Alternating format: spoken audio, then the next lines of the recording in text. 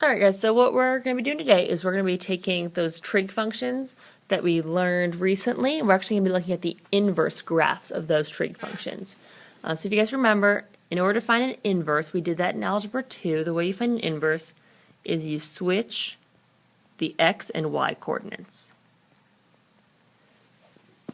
And then that would give us our inverse graph. So like a basic example, let's say I had the function y equals x cubed. If I wanted to find the inverse of that, the inverse would be x equals y cubed, but then I'd have to solve for y in order to graph it. So to get y by itself, I would take the cube root. So the inverse would be y equals the cube root of x. And those functions would be reflections of each other over the line y equals x. So the way I do that with my trig functions, I still do it in a similar way. I still need to switch my x and my y coordinate. And when I do that, I would get the function x equals the sine of y. So now I need to solve for y. Now I can't just divide by y though, because I'm actually taking the sine of y. So if you guys remember, like when I had the calculator questions, that was like something like 0.374 is equal to the sine of theta. The way you had to get theta by itself, you had to, on your calculator, you're looking for an angle, you had to use second, so you had to use the inverse function. So the way we're actually going to do this, in order to get y by itself here, is we're going to take the inverse, using that inverse function, and that would be written as y equals sine inverse of x. So that's my inverse function I'm going to look at. So in order to figure out what this graph's going to look like, is I'm going to plug in a few values to the normal y equals sine of x function. So I'm going to make just a little xy chart for this graph that we've already looked at. So I'm going to pick a couple of y values that we've used before. So we'll do 0, we'll do pi over 2, pi, 3 pi over 2, we'll do 2 pi, we'll do negative pi over 2, and we'll do negative pi. So if I plug these values into that y equals sine of x function, the sine of 0 gives me a value of 0. The sine of pi over 2 is 1. The sine of pi is 0. Sine of 3 pi over 2 is negative 1. The sine of 2 pi is 0. The sine of negative pi over 2 is the same as the sine of 3 pi over 2, so that's negative 1. And then the sine of negative pi is the same as the sine of pi, so that one is also 0. So this gives us a few points on our graph that we would plot if we were doing y equals sine of x. But because we're doing the inverse, we're going to look at the graph of y equals sine inverse of x. And the easiest way to find an inverse is just to switch my x and y's. So I'm going to take that chart I already have, and I'm just going to switch the x and y's. So 0, 0 is still a point.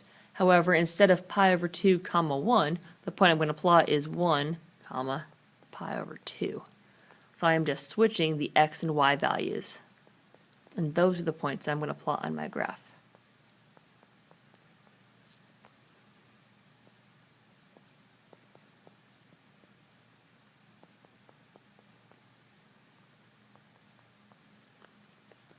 Alright, so on my graph, I'm going to actually go ahead and make these. So if you look, really the only x values we have are negative 1, 0, and 1. And I'm going to go ahead and graph these points. Alright, so I went ahead and plotted those points, and now I'm going to connect those. And if you guys remember, this is still a wave, just like my sine was. So I'm going to connect these in the same way. Now the problem here, if you guys think back to Algebra 2, you learned about something called the vertical line test. And the vertical line test helped us see if something was a function. And the way that worked is if I draw a vertical line anywhere on my graph, if it touches more than one place, then that function can't be a function. So this graph obviously is not a function because there are several places, that wasn't really vertical, but there are several places I could draw a vertical line and it touches more than one place on my graph. So in order to make this graph a function, we need to do something called restricting the range. Okay, so we are going to restrict the range. And what that means is we're just going to look at a certain area of y values that is going to make this graph actually be a function. And we're going to talk a little bit about why we pick the restricted ranges that we do on Monday. So what the range we're going to look at is actually just from negative pi over 2 up to pi over 2. So if I only count that small little curve right there, now this graph's going to be a function. So what I'm going to do is I'm just going to erase the rest of this graph.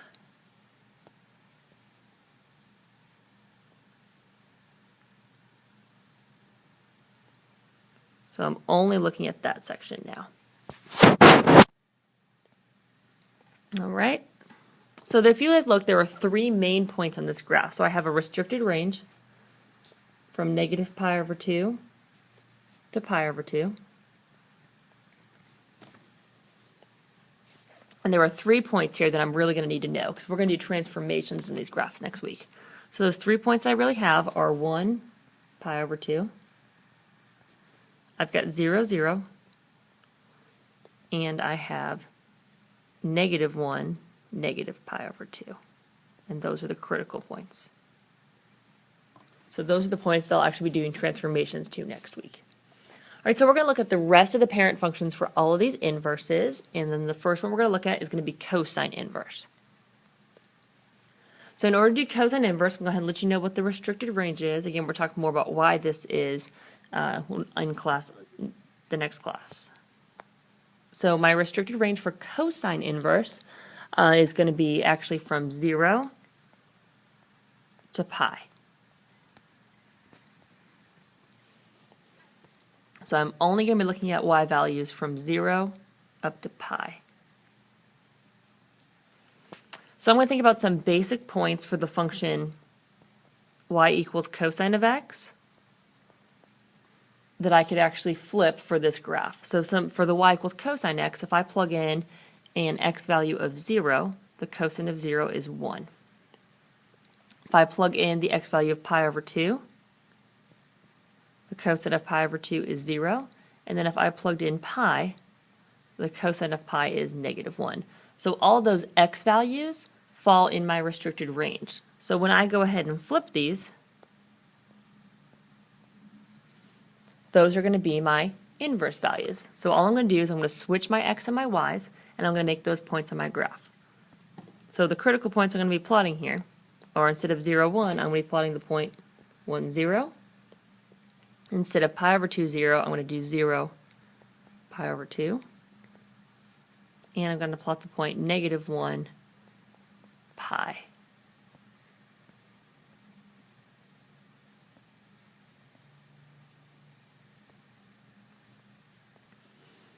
Okay, so I have those critical points plotted, so now I'm just going to draw my graph. And if you remember, this is part of a curve, so I'm not just going to connect them in a straight line. It's part of a curve that would continue. So my graph's going to look a little something like that. So that is my cosine inverse parent function. So again, what you guys need to know about this is I need to look at the restricted range, and I'm going to need to know the critical points for when I do my transformations. All right, the next two we're going to look at are going to be tangent and cotangent. So again, we're going to start with our restricted range. So our restricted range for tangent is actually going to be from negative pi over 2 to pi over 2. But the difference with this, if you guys think back to y equals the tangent of x, if I plug in the x value of pi over 2 or negative pi over 2, the tangent of pi over 2 is actually undefined. So what that means is that those 2 points I'm actually not going to touch. Those 2 points in my graph are actually going to be asymptotes. So pi over 2 and negative pi over 2 will actually be asymptotes on my graph. So to get my other critical points, again, I'm going to think about y equals tangent of x. Y equals the tangent of x. If I plug in the point 0, the tangent of 0 is 0. If I plug in 1, the tangent of 1, giving you the answer already. If I plug in pi over 4, the tangent of pi over 4 is 1. Or if I pick, again, another point in that restricted range would be negative pi over 4, and the tangent of negative pi over 4 is negative 1. So the inverse is going to be the inverse of these points right here. I'm going to take my x and y's, and I'm going to flip them. So I'm going to flip my x and y's for all of these to get my critical points. So I'll flip those, and then I'm going to plot those points. Okay, so those are my critical points of my inverse function. I just took that y equals tangent of x and just flipped my x and y's.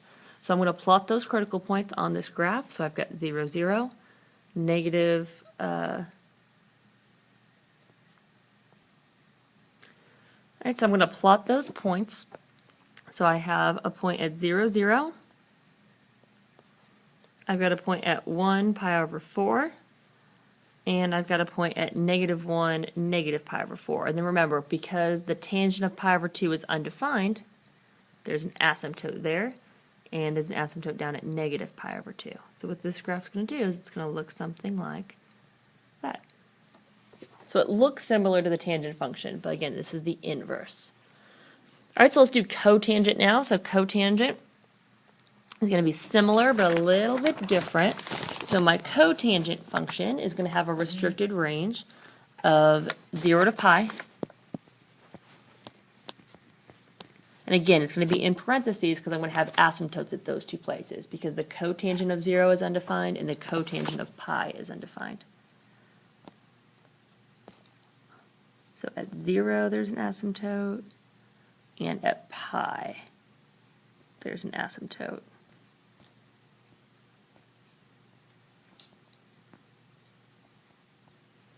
So then just to fill in those points in between, I'm going to fill in those points.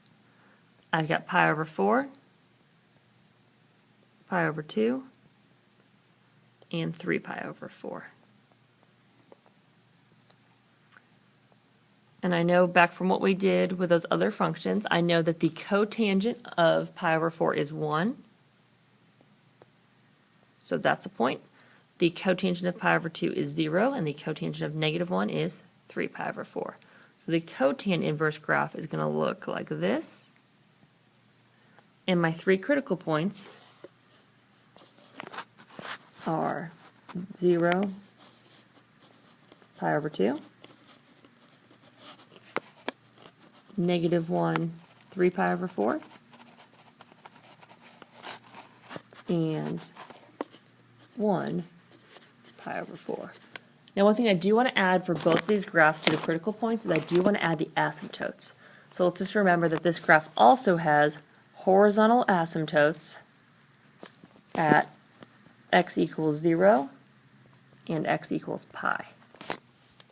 And then my previous graph, y equals tangent of x, had horizontal asymptotes at x equals negative pi over 2 and x equals positive pi over 2.